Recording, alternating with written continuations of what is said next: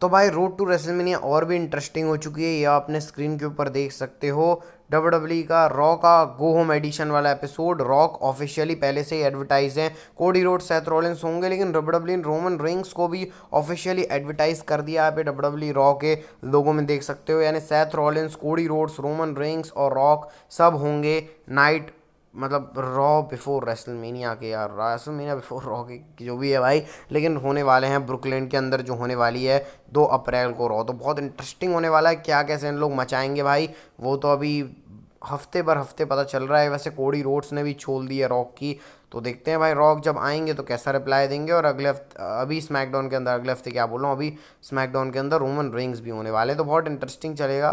देखते हैं डब्ल्यू इसमें क्या करती है। तो भाई स्वागत है आपका आज के इस वीडियो के अंदर। भाई आप चैनल को सब्सक्राइब नहीं कर रहे हो, मतलब एक हफ्ते से कोई भी सब्सक्राइबर नहीं बढ़ा है भाई, जल्दी आओ सब्सक्राइब करो भाई, फ्री का है सब्सक्राइब तो कर दो भाई। उससे क्या है, मोटिवेशन मिलता है थोड़ा वीडियोस बनाने के लिए और जुनून मिलता है। तो देखो स्टार्ट करते हैं हम लोग रेसलमेनिया की अपडेट के बारे में। तो सबसे पहले आप लोग ये अपने स्क्रीन के ऊपर 6 नाम देख सकते हो। डब्ल्यूडब्ल्यू इनकी स्पेशल एंट्रेंस करने का प्लान कर रही है। Logan Paul, Cody Rhodes, the rock, Roman rings, Riya replay और बैकी लिंच की तो 6 स्पेशल एंट्रेंस होने वाली हैं। मेरे हिसाब से रिया रिप्ली का वही होने वाला है जो मैंने आपको बताया था, माइक वाला। लोगन पॉल का पहले से ही स्पेशल हो चुका है। कोडी रोड्स का होना बाकी है, रॉक का तो ऑब्वियसली होगा। तो कुछ बड़े नाम है जिनका हो सकता है स्पेशल एंट्रेंस, ये रिपोर्ट है। और भाई कुछ डब्ल्यूडब्ल्यू ने 5 हॉल ऑफ फेमर को भी बुक किया, मतलब ये पक्का नहीं है बिल्कुल। देखो PW इंसाइडर की तरफ से रिपोर्ट है, तो उसको मैं 100% कन्फर्म भी मान लेता हूँ कि 5 हॉल ऑफ फेमर आने वाला है। मिशेन मकूल, जिमी हर जेर, फिर उसका वॉन सैमसन और फिर उसका HBL और केन, ये 5 हॉल ऑफ फेमर होने वाले हैं। मैं तो इंटरेस्टेड केन को देखने के लिए हूँ कि क्या रोल होता है। देखो अब इनका कोई भी रोल हो सकता है, पता नहीं, या तो ये आपको अटेंडेंस में देखने को मिल सकते हैं, या फिर ये पांचों को एक सेगमेंट के अंदर हो सकते हैं, जैसे हम लोगों ने रॉक, स्टोन कोल्ड और होक होगन को एक बार देखा था। तो मतलब ऐसी मूवमेंट बनाने के लिए डब्ल्यूडब्ल्यू कर सकती है, या फिर कुछ करके मतलब अपीयर होंगे बस रेसलमेनिया में, इतना पता है। क्या कैसा वो तो नहीं मालूम है। और भाई यहाँ पे ज़ेरो न्यूज़ की तरफ से रिपोर्ट भी देख सकते हो कि डब्ल्यूडब्ल्यू का प्लान है 3 न्यू चैंपियंस क्राउन करने का, मतलब 3 नए चैंपियन होंगे। अब टोटल रेसलमेनिया बहुत सारी चैंपियनशिप डिफेंड होगी। अब इसके रिगार्डिंग रूमर्स ये है कि एक ड्रू मैकिंटायर का नाम होगा, दूसरा बेली का नाम होगा और तीसरे कोडी रोड्स होंगे। तो ये तीनों के पास चैंपियनशिप स्टिल रहने वाली है। देखो भाई कितनी सच्चाई है इसमें, लेकिन 3 नए चैंपियन बनेंगे और कुछ सरप्राइजेस और मे बी डेब्यू, या फिर कुछ डब्ल्यूडब्ल्यू इसको टीज करेगी, तो डेब्यू भी हो सकते हैं, सरप्राइजेस भी हो सकते हैं। वो क्या होंगे अभी बात करते हैं। तो अब जरा मैट हार्डी के बारे में बात कर लेते हैं। तो भाई ये कुछ डेब्यू के स्पेशल रूमर से जो आए, क्योंकि मैट हार्डी अभी रॉ के अंदर थे, मतलब जो ये फोटो आप देख रहे हो ना दूसरे साइड वाली, तो ये जो राइट साइड वाली फोटो है, तो मैट हार्डी अवेलेबल थे अटेंडेंस में, रॉ देख रहे थे। तो अब इसका क्या मतलब है, डब्ल्यूडब्ल्यू ने वैसे अपने टीवी उस पर दिखाया नहीं, लेकिन जब डब्ल्यूडब्ल्यू छुपा के कोई चीज़ करती है तो आप समझ जाओ कि क्या चीज़ है। और मैट हार्डी का डब्ल्यूडब्ल्यू में आना आप समझ ही रहे हो कितना वो बात है। तो क्या पता रेसलमेनिया के अंदर मैट हार्डी आपको डेब्यू करते हुए दिख जाए, मतलब किसी सेगमेंट के अंदर आ जाए, और फिर वो डब्ल्यूडब्ल्यू पॉप जो रिक्रिएट कर रेसलमेनिया 33 में जो किया था। तो बहुत कुछ पॉसिबिलिटी हो सकती है। तो ये पूरा रेसलमेनिया के बारे में अपडेट है जो पता चली है। तो अब जरा कल रॉ के बाद वाली चीज़ों के बारे में बात कर लेते हैं। तो बैकी लिंच ने एक इन्फॉर्मेशन दी है, मतलब बेसिकली कुछ ज़्यादा बड़ी ऐसी नहीं है, लेकिन आप बैकी लिंच अब ऑफिशियली US की सिटीज़न बन चुकी हैं। अब आपको बताया भाई कि बैकी लिंच आयरलैंड से बिलोंग करती हैं, लेकिन अब आपको पता ही है भाई कि उनका जो वर्क है वो पूरा USA के अंदर ही होता है। तो फिर वो नागरिकता, जिसको आप बोल सकते हो, नागरिकता ले लिया बैकी लिंच ने। तो मजबूरी थी लेना भाई, क्योंकि इतना काम पड़ता है। उनका जो मैरिज है वो भी सेथ रॉलिंस से हुआ है, तो पूरी फैमिली उनकी यूनाइटेड स्टेट में है। तो बैकी लिंच ने ले लिया भाई, ताकि कोई दिक्कत और ऐसे वीज़ा वाली प्रॉब्लम ना पड़े। तो सही है भाई, अब बैकी लिंच भी US की हो चुकी हैं। तो भाई अब जरा बात कर लेते हैं द फील्ड ब्रे वाइट के बारे में, ब्रे वाइट सर के बारे में। तो भाई ब्रे वाइट की डॉक्यूमेंट्री आने वाली है, ब्रे वाइट बिकमिंग इमोर्टल, जो 1 अप्रैल को आ जाएगी। पूरा भाई ग्राफिक देख सकते हो इसमें, ब्रे वाइट का फील्ड वाला कैरेक्टर, फिर उसके बाद ब्रे वाइट का जो ईरर ऑफ वर्ल्ड है वो सब, मतलब आपको पूरी ब्रे वाइट की जर्नी देखने को मिलेगी, जो कि पीकॉक पे आएगी, जो डब्ल्यूडब्ल्यू का अभी वहीं पे सारी चीज़ें आती हैं डिजिटली। अभी ये नेटफ्लिक्स हो जाएगा 2025 में, लेकिन अभी पिकॉक में ही आने वाली है। तो भाई बहुत अच्छी इसमें बो डैलिस, अंडरटेकर ने भी नरेट किए हैं चीज़ों को, बो डैलिस भी आपको देखने को मिल जाएंगे। मतलब पूरी जर्नी ब्रे वाइट की अच्छे से पता चल जाएगी। और अब मैं आपको बहुत अच्छी फोटोज़ दिखाने वाला हूँ। तो ये जो मैं आपको एक दो फोटोज़ दिखाऊंगा ना, ये आपको तभी देखने को मिलती जब ब्रे वाइट अगर रिटायर हो जाते, तब मतलब जब वो रेसलिंग से डन हो जाते तब ये फोटोज़ आपको देखने को मिलती। लेकिन अभी सैडली ब्रे वाइट हमारे बीच में नहीं है। तो फोटोज़ आप देख सकते हो, ये गियर फील्ड का कभी यूज़ ही नहीं किया डब्ल्यूडब्ल्यू, मतलब आने वाले टाइम में इसको यूज़ करने वाले थे।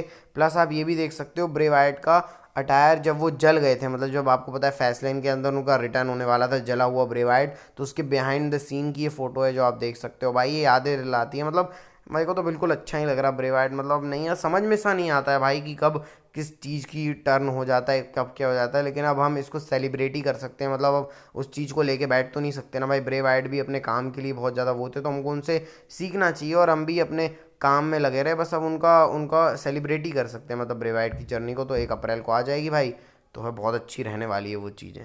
तो भाई मेरा आपसे एक क्वेश्चन है विद प्रूफ, थोड़ा बहुत पता नहीं भाई, ये प्रो रेसलिंग फाइनेंस की तरफ से आप ट्वीट देख सकते हो कि Liv Morgan, Sonya Deville, Piper Niven और आस्का को इंजरी हो गई है क्योंकि वो टैग टीम चैंपियन से। तो दिस टाइटल है कर्स्ड, मतलब ये श्रापित है टैग टीम चैंपियनशिप। अगर आप देखोगे लिव मॉर्गन चैंपियन थी, उनको इंजरी हुई, सोनिया डेविल चैंपियन बनी, उनको इंजरी हुई, फिर पाइपर नेविन को इंजरी हुई और अब आस्का को भी इंजरी हो गई है लाइव इवेंट के अंदर। और क्वेश्चनेबल है कि क्या वो रेसलमेनिया के अंदर compete कर पाएंगी या नहीं। तो भाई जो जिसके पास टैग टीम चैंपियन अच्छी आती है वो इंजर्ड हो जाता है भाई, ये तो आप देख सकते हो। लेकिन ये सब कोइंसिडेंस भी तो हो सकता है, पता नहीं भाई। अगर ऐसा कुछ सीन है तो भाई इस टाइटल को मैं तो बोल रहा हूँ रिलिंग्विश ही करो। मैं कब से बोल रहा हूँ भाई। अब मैं उसके लिए ये नहीं कि भाई वुमेन्स डिवीज़न घटिया है कुछ है, वुमेन्स डिवीज़न अच्छा है, लेकिन एक स्टोरी लाइन होनी चाहिए। मतलब रैंडम मैचेस करा के इसको फालतू कर दिया और डब्ल्यूडब्ल्यू फालतू बुक कर रही है मेरे हिसाब से। इसको डब्ल्यूडब्ल्यू को कचरे के डब्बे में फेंक देना चाहिए चैंपियनशिप को। इससे अच्छा वुमेन्स डिवीज़न के अंदर और 2 चैंपियनशिप ले आओ ना, जैसे इंटरकॉन्टिनेंटल है वैसी विमेंस की इंटरकॉन्टिनेंटल, या फिर कुछ यूएस करके 4 चैंपियनशिप ले आओ। फालतू में ये टैग टीम चैंपियनशिप का कोई मतलब है नहीं। आप कितना इससे बिलीव करते हो बताना कमेंट सेक्शन में। तो चलो भाई बात कर लेते हैं व्यूअरशिप के बारे में। तो स्मैकडाउन लाइव की व्यूअरशिप सबसे पहले मैं आपको बता देता हूँ।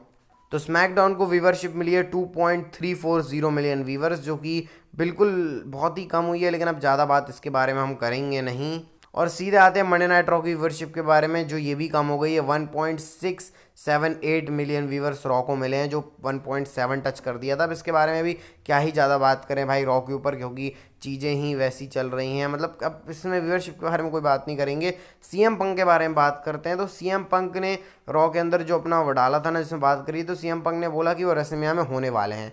अब वो क्या होने वाले हैं, कैसे होने वाले हैं, वो 25 तारीख को जब अगले हफ्ते सीएम पंक आएंगे वो तभी पता चलेगा कि सीएम पंक क्या करने वाले हैं रॉ के ऊपर। मेरे हिसाब से होस्ट हो सकते हैं वो रेसलमेनिया के, मेरे को ऐसा लग रहा है, क्योंकि ड्रू मैकिंटायर और सेथ रॉलिंस के मैच में भी शामिल हो सकते हैं। या तो मैं आपको 3 चीज़ बता ही दिया, special guest referee, special guest commentator, या फिर होस्ट होने वाले रेसलमेनिया के। इन 3 में से एक काम सीएम पंक कर सकते हैं। वो अगले रॉ में बता भी देंगे कि वो क्या करने वाले हैं। तो अब जरा बात कर लेते हैं कोडी रोड्स और सेथ रॉलिंस के सागा के बारे में। तो सबसे पहले आप कोडी रोड्स का ट्वीट देख सकते हो। रॉ के पहले उन्होंने डाला था कल कि वो जो बोलने वाले हैं उसके लिए अपोलोजाइज, जो उन्होंने रॉ को तगड़े तगड़े शब्द बोले भाई, उसके लिए कोडी रोड्स ने अपोलोजाइज पहले से ही कर लिया था कि भाई मैं कुछ करने वाला हूँ, तो उसके लिए पहले से सॉरी। और साथ साथ में डब्ल्यूडब्ल्यू ने मर्चेंडाइज भी निकाल दी कोडी रोड्स और सेथ रॉलिंस की, फ्रीकिंग नाइटमेयर पीछे लिखा हुआ है और आगे कोडी रोड्स का वो जो लोगो रहता है वो और सेथ रॉलिंस का जो एसआर करके रहता है उसको मिला दिया है। मेरे को उतना पसंद नहीं आ रहा लोगो, क्योंकि भाई मतलब वियर्ड सा लोगो लग रहा है। और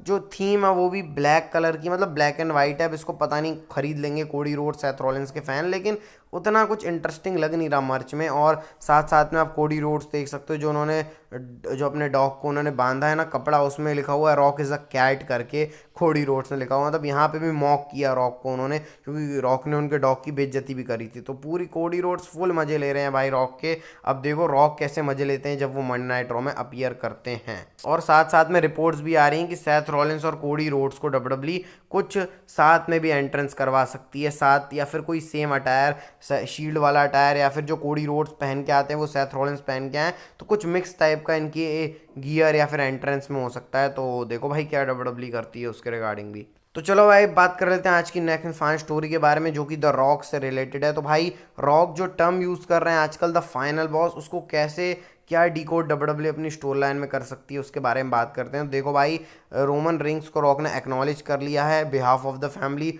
ऐसे डायरेक्ट एक्नॉलेज नहीं किया है। रॉक अपने आप को फाइनल बॉस करके बोल रहे हैं, फाइनल बॉस मतलब सबसे आखिरी में वही है, सबसे ऊपर वही है, ऐसे करके बोल रहे हैं। और रोमन रिंग्स का भी आप बिहेवियर ऑब्जर्व कर रहे होगे तो कुछ अजीब सा लग रहा है, मतलब रोमन रिंग्स अपने ऐसे बिल्कुल खुले खुले बिहेवियर में नहीं लग रहे हैं। ऐसा लग रहा है कि हाँ भाई, कि उनके बराबरी का बंदा आ गया है, मतलब रॉक को उनसे वो ऊपर नहीं रखना चाह रहे हैं, ऐसा आप समझ सकते हो। और यही लीड करेगा रॉक और रोमन रिंग्स के रेसलमेनिया के मैच को कि फाइनल बॉस कौन होने वाला है। ये स्टिपुलेशन होगी रोमन रिंग्स और रॉक के मैच की जब वो रेसलमेनिया 41 में होगा, कि Roman rings versus rock for final boss, ऐसा करके होगा। चैंपियनशिप के लिए होगा नहीं होगा देखो वो तो एक फाइनल बात है, लेकिन ये फाइनल बॉस वाली थीम पे ही होगा, कुछ फाइनल बॉस से ही रिलेटेड, क्योंकि रोमन रिंग्स और रॉक इसी में अभी भी उलझे हैं। फाइनल बॉस कौन भाई, यही सब चल रहा है मामला। तो इसी स्टिपुलेशन के साथ डब्ल्यूडब्ल्यूई करवा सकती है रोमन रिंग्स वर्सेस रॉक, जो जीता हो फाइनल बॉस ब्लड लाइन का। तो ऐसा करके कुछ हो सकता है। और ये वीडियो अगर आपको अच्छी लगी भाई, इस वीडियो को लाइक चैनल सब्सक्राइब करके बेल नोटिफिकेशन बेल को दबा देना भाई, मेहनत चल रही है, डेली कंटेंट आता है, सब्सक्राइब कर दो भाई प्लीज़। तो मिलते हैं आपको नेक्स्ट वीडियो में, हेल्थ का ध्यान रखना, बाय बाय, टेक केयर।